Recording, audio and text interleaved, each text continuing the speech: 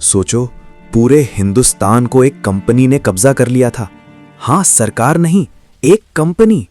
लेकिन आखिर ये कंपनी इंडिया तक पहुंची कैसे? 16वीं सदी के आखिर में ब्रिटेन एक छोटा सा व्यापारिक देश था और उनका सिर्फ एक सपना था, एशिया के अमीर मसाला बाजार तक पहुंचना। 1588 में ब्रिटेन ने स्पेन को हराया और समुद्री रास्ते उनके लिए खुल गए और इसी जीत ने जन्म दिया ईस्ट इंडिया कंपनी को। 1608 में सूरत के तट पर कंपनी का पहला जहाज रुका। बाहर से वे व्यापारी लगते थे, लेकिन असली मकसद था कब्जा। मसाले खरीदने आए थे और देश लेकर चले गए। सूरत में पुर्तगालियों से झगड़ा हुआ, मगर ब्रिटिश चालाक थे। उन्होंने उपहार दिए, बातचीत की और बादशाह जहांगीर से ट्रेडिंग राइट्स ले लिए।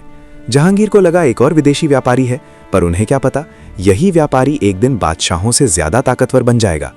1757 में प्लासी के युद्ध में कंपनी ने मीर जाफर को लालच देकर पूरा खेल पलट दिया और यहीं से भारत में ब्रिटिश राज की असली शुरुआत हुई।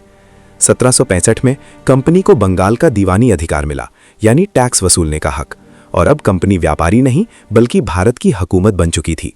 एक विदेशी व्यापारी, फिर भारत का मुख्तार और फिर पूरा राज। 1857 के विद्रोह के बाद ब्रिटिश क्राउन ने भारत का सीधा नियंत्रण ले लिया और शुरू हुआ वो दौर जिसे हम ब्रिटिश राज कहते हैं। ये कहानी सिर्फ लूट की नहीं बल्कि धोखे, चालबाजी और लालच की कहानी है। और सबसे अनोखी बात, एक कंपनी ने हिंदुस्तान को जीता, सरकार ने नहीं।